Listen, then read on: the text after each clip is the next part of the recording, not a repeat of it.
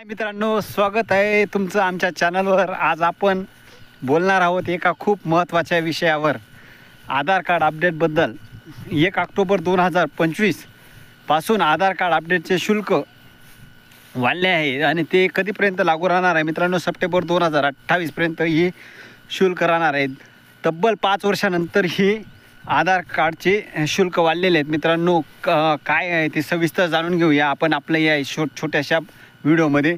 मित्रांनो, माहिती महत्त्वपूर्ण आहे, पूर्ण पहा मित्रांनो। जर जन्मतारीख, नाव, पत्ता, मोबाईल नंबर आणि यांसारखे डेमोग्राफी अपडेट असतील त्याला आता तुम्हाला 75 रुपये शुल्क लागणार आहे आणि पहिले ते 50 रुपये होते। आणि जर तुम्हाला फिंगरप्रिंट, आयरिस आणि फोटो यांसारखे बायोमेट्रिक अपडेट करायचे असेल तर शुल्क 125 रुपये लागणार आहे। आता ते 100 रुपये आहे। आणि जर तुम्हाला ही सर्विस आधार कार्डची घरी पाहिजे असेल तर 700 रुपये शुल्क आकारणार आहे आणि प्रिंटसाठी 30 रुपये लागणार आहेत मित्रांनो।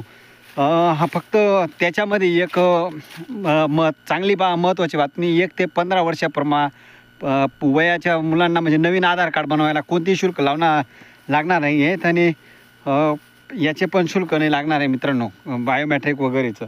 तर मित्रांनो, ही अपडेट कशी वाचली कमेंटमध्ये नक्की सांगा। आणि जर तुम्ही चॅनलवर नवीन असाल तर चॅनल सबस्क्राईब करा मित्रांनो। धन्यवाद।